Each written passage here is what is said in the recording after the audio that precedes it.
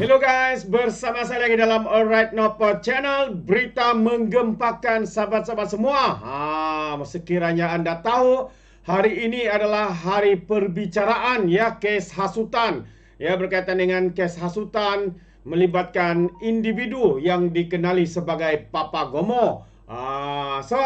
Baru saja keluar daripada mahkamah sahabat semua. Ya, Papa Gomo ini dikatakan dicekup ataupun ditahan sekali lagi oleh polis ya, pihak berkuasa. Kerana apa sahabat semua? Ini yang menarik ya untuk saya berikan sedikit perkongsian bersama dengan anda semua. Tapi sebelum saya teruskan, jangan lupa juga untuk terus support Alright Nopo Channel dengan cara tekan butang subscribe, like dan share. Mari kita ikuti berita gempa hari ini. Papa Gomo, polis cekap Papa Gomo selepas keluar daripada mahkamah. Jadi aktivis Perikatan Nasional, ya, Wan Muhammad Azri Wan Deris ataupun dikenali sebagai Papa Gomo, ditahan polis di Raja Malaysia daripada Bukit Aman selepas menghadiri perbicaraan kes hasutan di mahkamah hari ini. Muhammad Rafiq Rashid Ali berkata anak guamnya itu ditahan di kompleks mahkamah Kuala Lumpur di Jalan Duta tengah hari tadi. Jadi Rafi berkata Papa Gomo hari ini hadir ya dalam satu perbicaraan ya, kedua susulan pertuduhan menghasut termasuk dengan menuduh kerajaan hari ini ya sebagai pro Israel dan juga pro Barat. Katanya mereka dalam perjalanan ke Balai Polis Dangwangi, arahan daripada atas ia berkaitan laporan polis berkaitan dengan akta hasutan.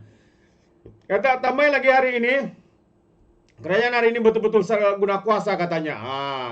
Ya, ketika dihubungi Rafiq tidak jelas apa kaitan kesalahan khusus yang dilakukan anak guamnya. Papa Gomo turut berdepan pertuduhan menghasut lain dalam isu jualan stokin bertulis kalimat Allah oleh kedai Runsit Kekiman. Jadi peguamnya mempersoalkan katanya kerajaan hari ini menyalahgunakan kuasa. Bagi pandangan saya sahabat semua, ya, sesiapa sahaja yang melakukan kesalahan, ya, membuat kenyataan-kenyataan berbau hasutan, tidak kira kamu itu adalah pemimpin ataupun cyber trooper daripada pembangkang Perikatan Nasional, tidak terkecuali apatah lagi kenyataan-kenyataan yang mungkin yang dibuat itu berbau hasutan, ya, boleh menimbulkan keamanan, mengganggu keamanan, huru-hara, dan juga yang paling penting sekali, kenyataan yang dibuat oleh Papa Gomo ini adalah satu yang amat serius. Ya, apabila membuat tuduhan katanya kerajaan pimpinan Perdana Menteri kita Datuk Seri Anwar Ibrahim adalah pro kepada Israel, pro kepada Barat. Ini adalah satu tuduhan yang teramat berat. Jadi kita harapkan ya perbicaraan ini dapat menjatuhkan ya hukuman, walaupun hukuman belum dibuat, tapi bagi kita rakyat di luar ini, kita berharap supaya individu-individu seperti ini yang setiap hari, saban hari menyerang kerajaan, ya, menyerang Perdana Menteri kita, ya, dikenakan tindakan yang sewajarnya. Ya. Dalam mengkritik itu dia ada had, ya, dalam mengkritik ataupun dalam sistem negara kita yang dikatakan demokrasi, kita mempunyai limit ya dalam apa yang kita katakan. Kita tidak mempunyai hak untuk membuat hasutan, apatah lagi membuat tuduhan-tuduhan yang tidak berasas ya, hanya kerana mahu menjatuhkan ataupun kepentingan politik, kepentingan individu tertentu. Jadi kita mengharapkan kerajaan ataupun pihak mahkamah ya menjatuhkan hukuman yang setimpal dengan individu yang dikenali sebagai Papa Gomo dan juga terkenal sebagai kaki fitnah negara. Jadi sampai sini saja sahabat semua, kita akan berikan update daripada masa ke semasa berkaitan dengan isu itu. Dan sekali lagi saya ingin memberikan sedikit update ya berkaitan dengan Dun Negeri yang dikosongkan oleh Dun Speaker Kelantan sahabat-sahabat semua. Ya, walaupun banyak kemuskilan kenapa harus speaker itu membuat keputusan tergesa-gesa. Adakah tangan-tangan gaib yang mengarahkan beliau untuk melakukan sedemikian rupa? Itu menjadi persoalannya. Jadi hari ini kenyataan daripada Ashraf ya, Datuk Ashraf menyatakan bahawa gabungan perpaduan setuju Barisan Nasional untuk tanding di PRK Negeri. Itu antara kenyataan. Jadi kalau kita lihat kenyataan ini, Majlis Pimpinan Kerajaan Perpaduan bersetuju untuk memberi laluan kepada Barisan Nasional untuk bertanding dalam PRK 2 Negeri yang akan diadakan pada 17 Ogos nanti. Ketua Sekretariat Kerajaan Perpaduan Ashraf Wadi Disuki berkata, keputusan itu dicapai dalam mesyuarat yang berlangsung 9 Julai lalu. Katanya keputusan itu dicapai pada mesyuarat yang berlangsung pada 9 Julai tahun 2024 yang dipengerusikan oleh Anwar dan dihadiri oleh pimpinan tertinggi mewakili Barisan Nasional dan juga Pakatan Harapan. Pimpinan kedua-dua parti memberikan komitmen dan sokongan penuh untuk membantu calon BN yang mewakili Kerajaan Perpaduan, katanya dalam satu kenyataan hari ini. Ya, Suruhanjaya Pilihan Raya SPR menetapkan PRK Dun Negeri pada 17 Ogos, iaitu bulan depan, dan dengan tarikh penambahan calon pengundian awal masing-masing pada 3 dan 13 Ogos ini.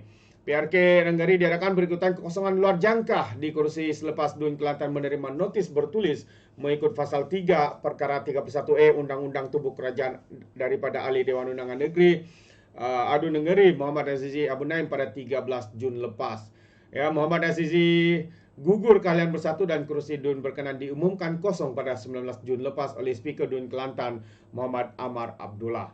Itu antara perkara yang berlaku kenapa pilihan raya kecil di Dun Negeri diadakan. Jadi sahabat semua, ini ramai yang berkata bahwa ini adalah satu ujian, ya. Ujian kepada Parti UMNO Barisan Nasional khususnya, kerana ini kita boleh nilai sejauh manakah kembalinya sokongan, ya, orang Melayu, ya, pengundi-pengundi ataupun ahli-ahli UMNO itu sendiri, ya, kepada Parti UMNO yang mereka perjuangkan sebelum ini. Karena kita lihat hari ini sahabat semua, rata-rata ahli UMNO juga memberikan telah menarik, ya, sokongan mereka kepada UMNO ini, dan mereka memberikan sokongan kepada Perikatan Nasional, mungkin karena, ya, mereka termakan dengan hasutan, dengan penipuan, ya, kononnya negara akan terancam, ya, negara akan diambil alih oleh DAP akan berkuasa dan sebagainya, ya. So mungkin, ya, mereka termakan hasutan yang dibuat oleh pimpinan-pimpinan daripada politikus sampah Perikatan Nasional dan juga walaun-walaunti lebay-lebay yang kita lihat hari ini. Pada pandangan saya menggunakan isu bangsa dan agama sebagai tunggangan utama mereka dalam berpolitik. Kalau kita lihat baru-baru ini di Sungai Bakap, ustaznya sendiri, ya, membuat satu tuduhan ataupun fitnah terang-terangan. Seorang ustaz, sahabat-sahabat semua, yang membuat tuduhan, katanya Datuk Seri Anwar Ibrahim anak angkat kepada Amerika Syarikat, dan katanya lagi Datuk Seri Anwar Ibrahim lah yang menyebabkan negara kita membuat pinjaman kepada IMF, dan banyak lagi lah isu-isu seperti BlackRock yang disengaja dipusingkan faktanya. Lepas tu membuat hasutan, ya, seperti isu subsidi bersasar minyak diesel. Timbalan presidennya sendiri membuat kenyataan yang berbau hasutan, ya, yang kita anggap sebagai kenyataan yang tidak benar, ya, membuat penipuan semata-mata kerana mahu menang, ya, dalam pilihan raya kecil. Inilah kesanggupan dan apa yang mereka lakukan, sahabat semua. Mereka sanggup lakukan apa sahaja sehingga satu masa seorang cyber trooper daripada Perikatan Nasional menggelar Perdana Menteri kita dan memberi gelaran sebagai babi, ya, seperti Cikgu BAD juga, ya, Cikgu Bat, memanggil Datuk Seri mabuk dan sebagainya. Sebagai saya, ini adalah politik kotor, politik sempit yang saya boleh anggap sebagai sampah, ya, politik sampah, politikus sampah masyarakat, ya, individu-individu seperti ini sanggup melakukan apa saja demi untuk memenangi pilihan raya kecil. Jadi inilah sikap daripada pembangkang, sahabat semua, tidak habis-habis, ya, membuat hasutan seperti Papa Gomo ini juga, yang hari ini berlaku perbicaraan selepas keluar daripada mahkamah ditahan semula kerana juga berkaitan dengan hasutan, kenyataan-kenyataan yang berbau hasutan, fitnah, berita palsu dan sebagainya. Jadi sahabat semua, itu antara sedikit perkembangan yang menarik untuk saya kongsikan bersama dengan anda. Sekiranya anda mau berikan sebarang komen, pandangan, ya, anda boleh berikan di dalam ruangan komen. Jadi terima kasih. Izinkan saya untuk mengundurkan diri, dan seperti biasa peribahasa mengatakan tak apa pun kangkap dua ton keinginan. Dalam bahasa Melayunya, tepuk dada, tanya selera. Sekian saja daripada Alright Nampak Channel. Kita berjumpa lagi. Bye-bye.